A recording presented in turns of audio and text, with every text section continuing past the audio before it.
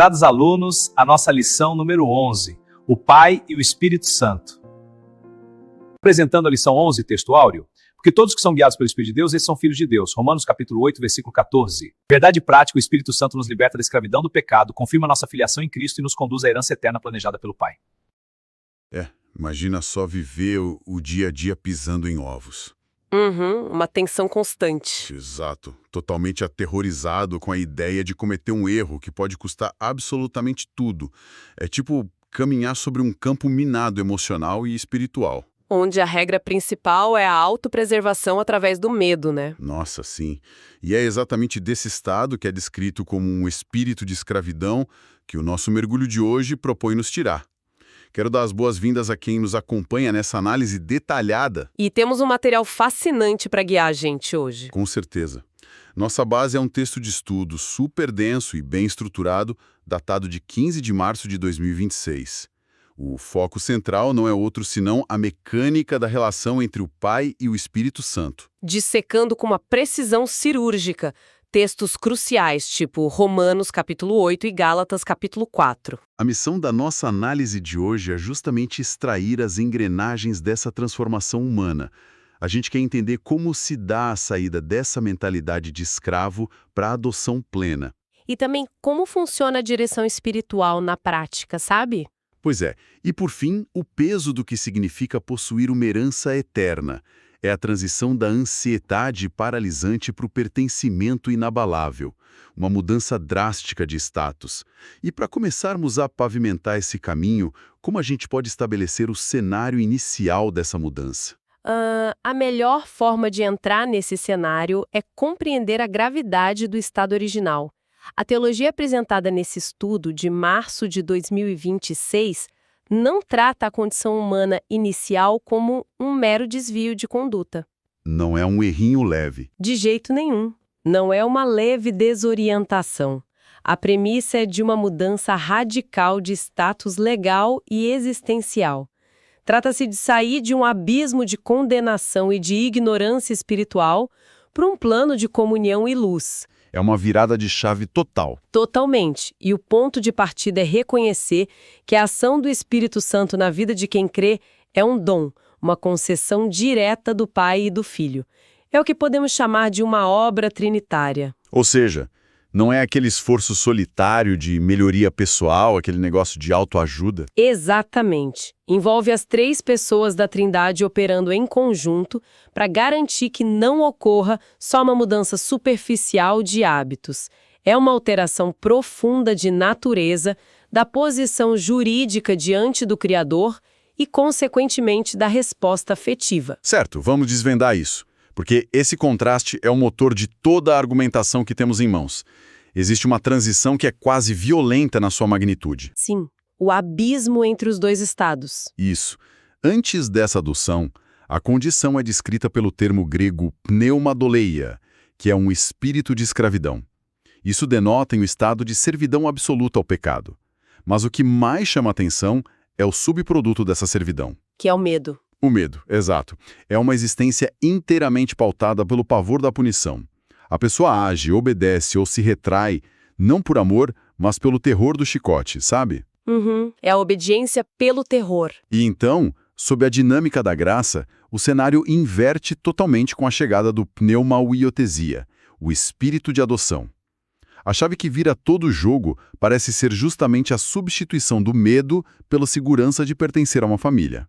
O que é fascinante aqui é a profundidade linguística e emocional que sela essa mudança de status. A adoção descrita não é um título honorífico ou um papel assinado e guardado na gaveta. Não é burocracia. Nem um pouco. O privilégio concedido é o direito inalienável de chamar o próprio Deus de Pai. E a análise entra num detalhe belíssimo sobre a expressão bíblica Abba, Pai. Essa parte é incrível. É muito tocante. Abba é uma palavra de origem aramaica que carrega a essência carinhosa e familiar equivalente ao nosso papai. Papai, uma coisa de criança mesmo. Isso. E quando o apóstolo Paulo, nos textos originais, combina essa palavra aramaica tão íntima com a palavra grega para pai, que é pater, Ocorre uma fusão extraordinária, É a expressão de uma intimidade profunda, né? de um calor afetivo e de uma confiança irrestrita. O material faz questão de ressaltar que essa é exatamente a mesma forma como Jesus orava no Getsêmani, conforme registrado no Evangelho de Marcos. Então o adotado passa a ter o exato mesmo nível de acesso e intimidade vocal que o filho unigênito. Exato, sem tirar nem pôr. Essa fusão de idiomas e sentimentos desmonta completamente a ideia de um Deus inatingível. Aquele arquiteto distante do universo que apenas dita regras lá de cima. Cai por terra o Deus burocrata. Totalmente. Se a oração usa o termo Abba, a relação protocolar some. Dá lugar a um afeto genuíno e a uma vulnerabilidade que um escravo jamais poderia ter diante do seu senhor. Porque o escravo esconde as falhas dele. Isso, o escravo esconde o erro por medo da punição.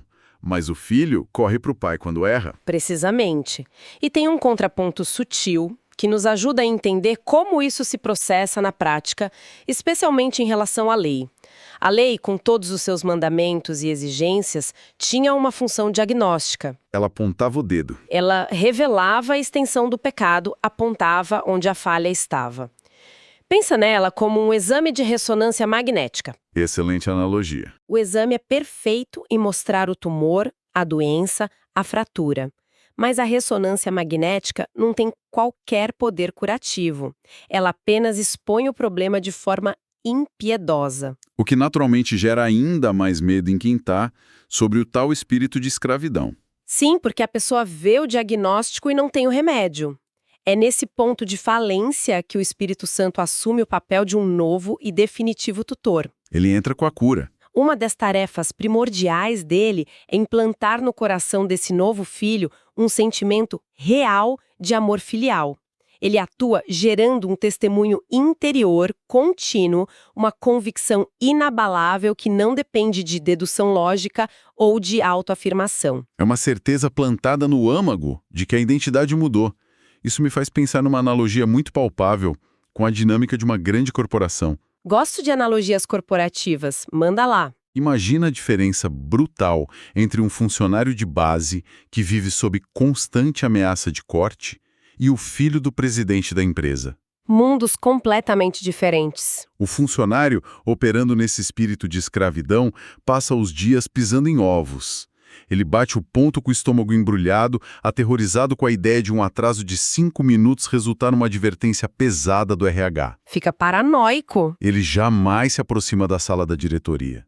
Se for chamado lá, já entra suando frio, repassando mentalmente tudo o que pode ter feito de errado, esperando a demissão. O foco da rotina dele é a autopreservação. Ele cumpre as regras pelo puro terror da consequência. E o filho do dono? Ah, agora mudamos a lente para o filho do dono. Esse filho tem livre trânsito pelos corredores, ele entra na sala da presidência sem bater, senta na cadeira, pede um conselho estratégico e chama o CEO de pai. Ele não teme a demissão sumária. Exato, ele não acorda e vai trabalhar por medo de ser mandado embora. Ele trabalha, se dedica e cuida da empresa porque entende que aquilo é a herança dele. Existe um senso de pertencimento visceral. Essa ilustração do mundo corporativo capta com perfeição a essência do argumento teológico. A mudança do status de um empregado assustado para um herdeiro com livre acesso altera completamente a motivação do esforço diário. A obediência vira consequência. A obediência deixa de ser uma negociação baseada no terror e passa a ser a consequência natural do afeto. O vínculo de perdão substitui a espada da punição. É uma paz absurda. Sim. No entanto, e este é um eixo central da nossa análise, receber esse novo status não significa entrar num estado de inércia ou passividade. Não é sentar no sofá e esperar. De forma alguma. A adoção inaugura uma dinâmica de vida extremamente ativa. Se conectarmos isso ao panorama mais amplo que a teologia desses textos propõe, entraremos na fascinante mecânica da Trindade e como ela se divide para operar essa nova vida. E a Epístola aos Gálatas delineia isso muito bem, né? Nos versículos 4 a 6 do capítulo 4, vemos essa divisão de tarefas com uma precisão que beira a matemática. E quando a gente olha para essas engrenagens em Gálatas 4, vemos que não tem sobreposição confusa de papéis. O pai assume a posição de arquiteto e autor do plano de salvação. Isso. O mentor intelectual de tudo. Isso. A narrativa bíblica destaca que ele enviou o Filho na plenitude dos tempos.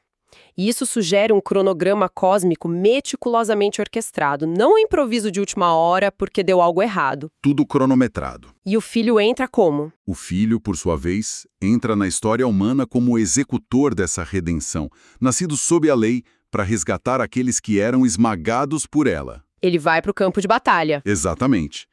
E o Espírito Santo surge como o aplicador direto e pessoal dessa adoção, sendo enviado aos corações para tornar a filiação uma realidade empírica, não apenas uma teoria jurídica lá distante. O pai decreta, o Filho conquista no campo de batalha e o Espírito entrega o espólio da vitória diretamente no íntimo humano.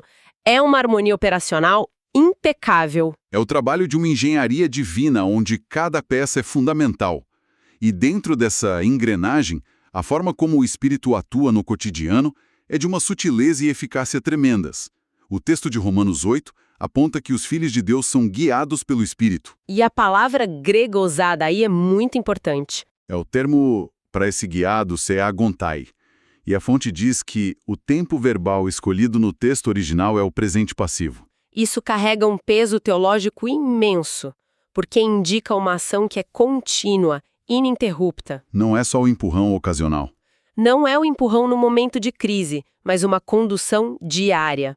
A imagem linguística é de alguém que é levado pela mão.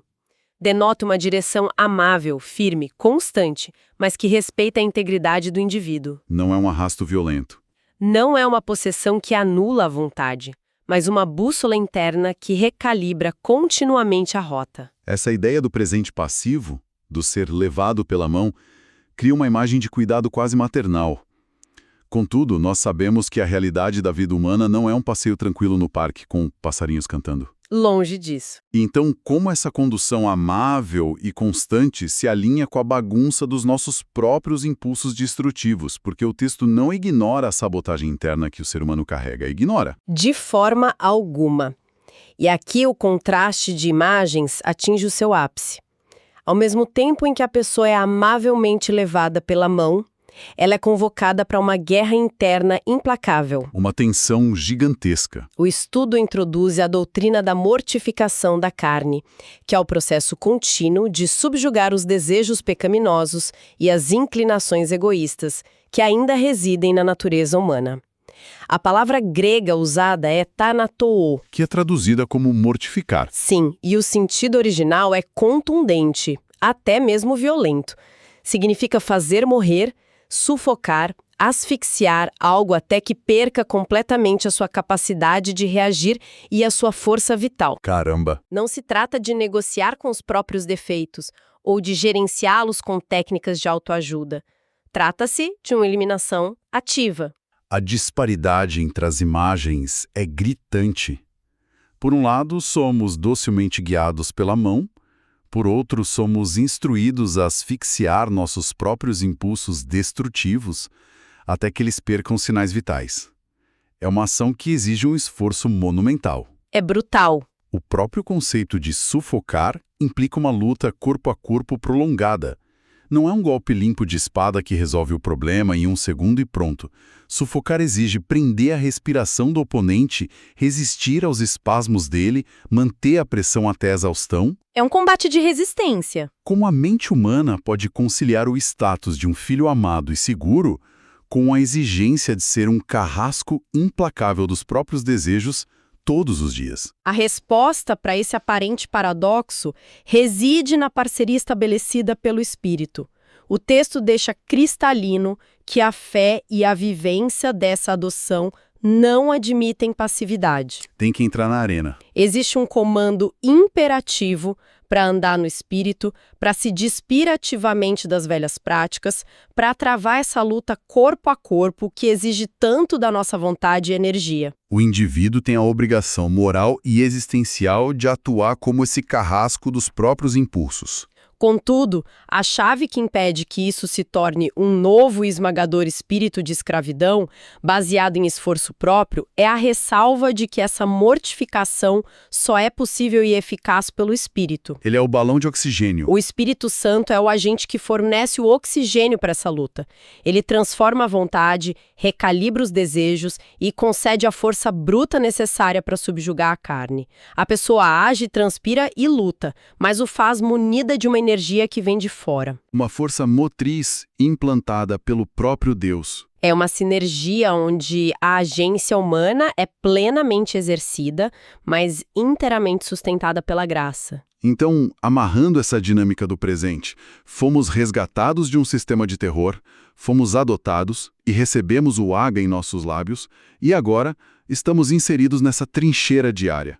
Lutamos para sufocar velhos hábitos, mas o fazemos com a força de um tutor interno que nos conduz pela mão. Uma jornada exaustiva, porém ancorada em segurança. No entanto, toda essa estrutura narrativa de Romanos e Gálatas não se limita a resolver o problema do aqui e agora. Ela lança âncoras para o futuro. E aqui é onde a coisa fica realmente interessante. O futuro da promessa. Sim. Toda essa identidade de filiação culmina na ideia de herança. O texto afirma que, se somos filhos, somos consequentemente herdeiros de Deus e co-herdeiros de Cristo.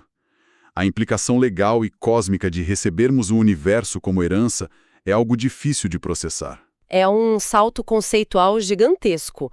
A análise se detém sobre o termo jurídico grego kleronomos, o herdeiro. E como isso funcionava na época? Na estrutura do direito romano e na teologia paulina, o kleronomos adotado tem direitos idênticos aos de um filho biológico sobre os bens do pai. A ênfase primordial aqui é a ausência total de mérito. Você não trabalha para ser filho. Exato. Uma herança não é um salário. Ninguém trabalha para herdar algo.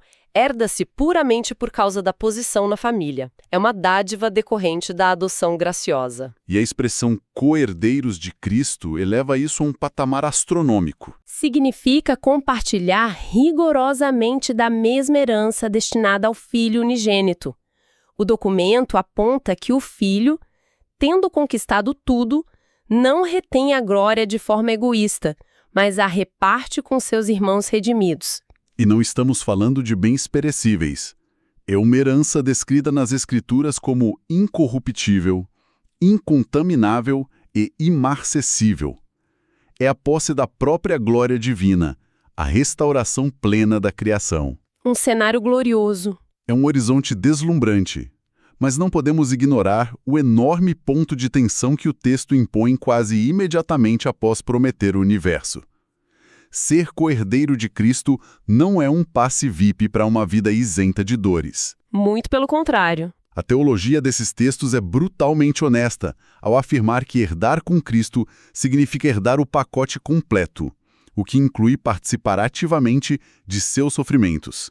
A regra máxima estabelecida aqui é que a cruz precede a coroa. É um choque para a mentalidade moderna. Um choque imenso. A gente busca a religião ou a espiritualidade como um escudo contra o desconforto. A ideia de que as aflições da vida têm um propósito eterno, de que o sofrimento é, na verdade, a forja onde a imagem do Filho é moldada em nós, adiciona uma camada de complexidade densa à nossa esperança.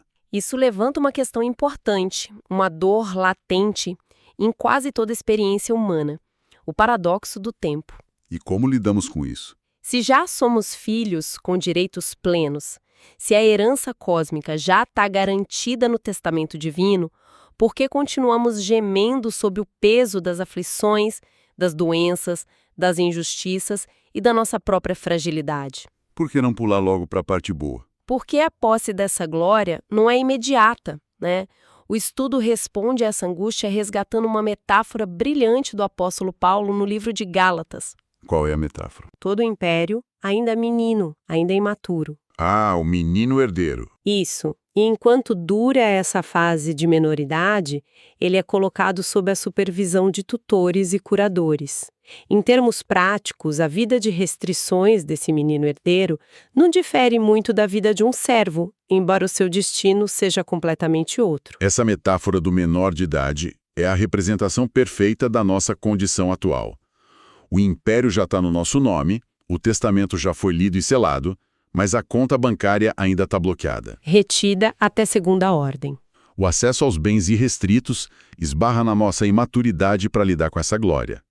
E a grande pergunta que reverbera é: até quando dura esse bloqueio? Quem decide a hora de liberar o acesso à herança plena? Já que nós estamos sempre apressados. A restrição permanece válida até o tempo determinado pelo pai. E aqui introduzimos o profundo conceito grego de kairos. Esse conceito muda tudo. Na língua grega, há uma distinção vital entre cronos, que é o tempo cronológico, o tic-tac do relógio, os dias e anos no calendário. E o kairos? E o que define o kairos? O kairos é o tempo oportuno, a ocasião exata e perfeita, a janela de oportunidade divina. O tempo cronológico humano é marcado pela ansiedade e pela pressa, mas é o kairos do Pai Celestial que governa a entrega da herança. Então Deus não olha para o relógio da parede. Não, é o Criador quem administra o relógio, definindo milimetricamente o momento de outorgar as promessas, baseando-se não na nossa pressa, mas na perfeição do seu plano de amadurecimento para nós. E qual deve ser a nossa postura nisso? A resposta exigida do indivíduo que aguarda não é a resignação passiva, mas uma confiança obstinada de que o relojoeiro do universo não se atrasa nem se adianta. Confiar no kairos é descansar na sabedoria do Pai, sabendo que Ele conhece o ponto exato de maturação necessário para suportarmos o peso da glória que nos está reservada. Então, o que tudo isso significa quando trazemos para a realidade das nossas segundas-feiras? O mapa que desdobramos hoje nos mostra o trajeto de uma fuga colossal. É a narrativa de mentes e corações que foram arrancados da lama do espírito de escravidão, do pavor constante do erro, para serem assentados à mesa como filhos legítimos, capazes de sussurrar Abá no escuro das suas crises. Uma revolução de identidade. A nossa vocação é entrar de cabeça na luta exaustiva de asfixiar as nossas pulsões egoístas, os nossos medos e orgulhos, não com o desespero de quem tenta se salvar, mas amparados por uma mão forte e invisível que nos conduz e nos abastece de fôlego. A ação do Espírito na prática. E, finalmente, significa ter a audácia de aguardar uma glória incomensurável, tendo a clareza de que o sofrimento não é um erro de percurso ou um sinal de abandono, mas sim o cinzel que o tempo perfeito do Pai usa para nos dar o contorno exato daquele que herdou tudo antes de nós. Essa perspectiva é um verdadeiro antídoto contra as patologias da nossa época. Vivemos mergulhados na tirania do imediatismo cronológico. Exigimos resultados, alívio e glória para ontem. Nossa sociedade padece de uma epidemia de crises de identidade, onde as pessoas buscam freneticamente a aprovação externa para validarem quem são. O ego precisa de aplauso constante. Pois é, e quando internalizamos a estrutura teológica dessa filiação, o impacto psicológico é massivo.